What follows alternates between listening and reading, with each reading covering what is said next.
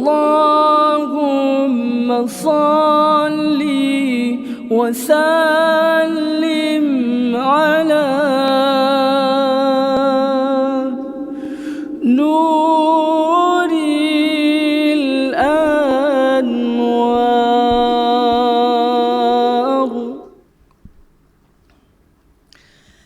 Bismillahirrahmanirrahim. Assalamualaikum warahmatullahi ta'ala wabarakatuh. Alhamdulillahi rabbil alamin.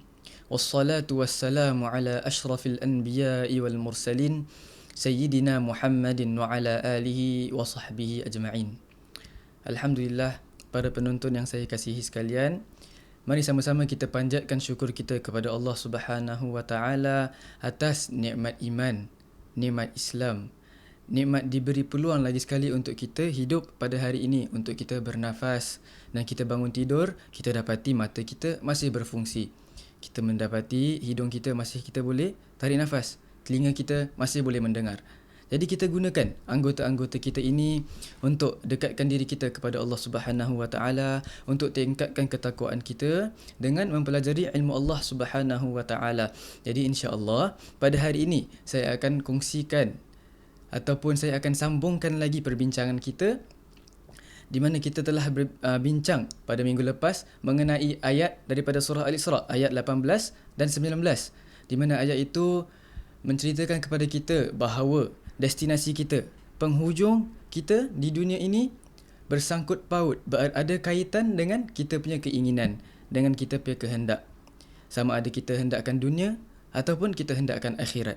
Dan juga kita dah bincangkan apa maksud dunia dan bilakah dunia ini menjadi dicela. Dan kita dah tahu juga keperluan asas kita dalam dunia ini, iaitu kita perlukan 3 perkara. Kita perlukan makanan untuk tenaga, kita perlukan pakaian untuk menutup aurat, untuk menjaga badan kita daripada sejuk atau panas dan sebagainya. Dan yang ketiga, kita perlukan rumah untuk berteduh. Jadi 3 perkara ini yang pada awalnya adalah asas. Tapi apa yang membuatkan keinginan kita, keperluan kita kepada 3 perkara yang asas ini menjadi buruk, menjadi dicela adalah jiwa dan nafsu kita. Dunia ini tak ada masalah apa-apa. Yang menjadi masalah adalah tanggapan kita kepada dunia ini. Tanggapan kita kepada keperluan-keperluan yang tadi pada awalnya hanyalah asas. Jadi pada awalnya keperluan kita tadi adalah hajat, kemudian datang berlainan macam daripada contohnya makanan, ada macam-macam makanan. Kita punya pakaian, ada brand. Kita punya tempat tinggal kita, rumah kita, ada yang besar, ada yang 3 bilik dan 4 bilik dan sebagainya. Jadi masalahnya bukan pada dunia, masalahnya adalah tanggapan kita. Jadi contoh kita tengok lagi kepada ayat Quran yang lain daripada surah Asy-Syams. Allah bersumpah dengan ciptaan-ciptaannya, wasyamsi wadduhaha walqamari idza talaha, dan sambung seterusnya. Allah bersumpah dengan semua ciptaan-ciptaannya, daripada buminya, daripada bulan, daripada siang dan malamnya. Dan kemudian pada pertengahan surah Allah bersumpah dengan nafsu manusia, wa nafsi wa ma sawaha fa alhamaha fujuraha wa taqwaha qad aflaha man zakkaha, dan telah berjaya orang yang dapat membersihkan atau menyucikan nafsunya. Jadi sebab itu dalam perjalanan kita menuju Allah Subhanahu wa ta'ala, kita perlu ada bantuan daripada orang lain. Kita perlu saudara mara kita untuk sentiasa ingatkan kita, untuk sama-sama kita mempelajari daripada satu sama lain dalam kita menuju ke Allah, dalam kita mengetuk pintu Allah Subhanahu wa ta'ala. Kita tengok kisah Sayyidina Ali. Apabila diberi pilihan untuk pilih minum air yang panas atau air yang sejuk, Sayyidina Ali memilih untuk minum air yang sejuk. Kenapa? Kerana ini alasan yang diberikan oleh Sayyidina Ali. Beliau lebih suka untuk minum air sejuk kerana apabila bila lagi kita dah balik daripada kerja penat, cuaca panas, kita minum air yang sejuk.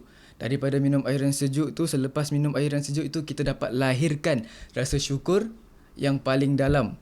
Daripada lubuk hati yang paling dalam, kita lahirkan rasa syukur kita atas sebab minum air yang sejuk tadi. Kita minum air, Alhamdulillah. keluarnya macam itu. Kalau kita contoh minum air yang panas, kadang-kadang kita komplain.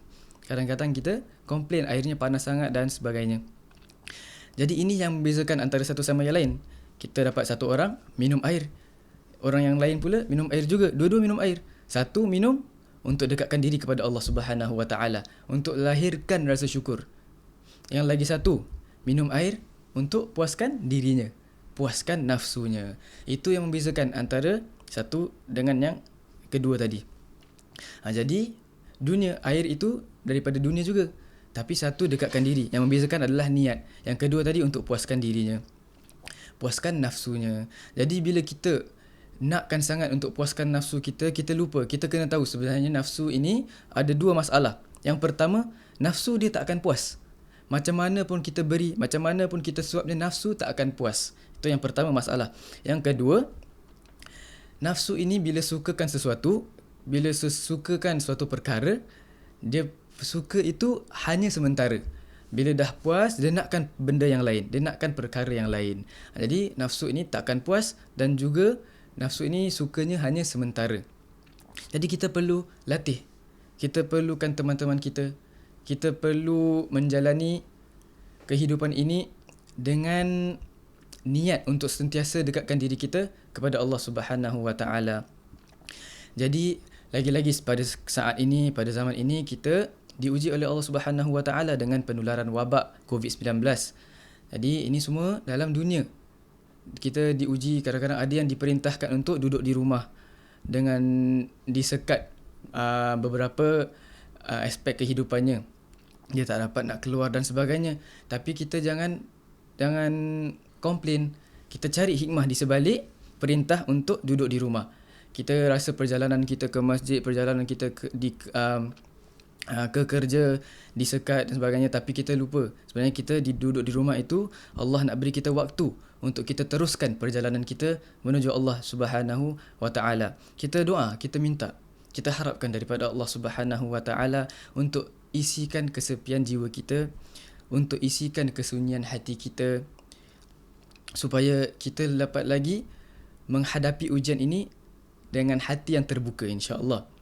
Sama-sama kita doa supaya Allah menetapkan keimanan yang ada di dalam dada kita, mengukuhkan lagi ketakwaan kita, memberkati segala nikmat yang dicurahkan kepada kita, memberkati waktu, usia, umur kita, dan juga mudah-mudahan Allah memberkati hadiah ilmu yang dihadiahkan kepada kita agar menjadi ilmu yang penuh dengan barakah, menjadi ilmu yang membawa kita lebih dekat kepada Allah Subhanahu Wa Taala dan Rasulullah, dan mudah-mudahan menjadi ilmu juga yang membentengi kita daripada perkara yang haram. Amin amin ya rabbal alamin. Aqulu qawli hadza wa astaghfirullahal azim li wa lakum. Jangan lupa untuk like dan share video ini supaya saudara mara kita dapat juga meraih manfaat daripadanya, insya-Allah. Wabillahi taufiq wal hidayah. Wassalamualaikum warahmatullahi taala wabarakatuh.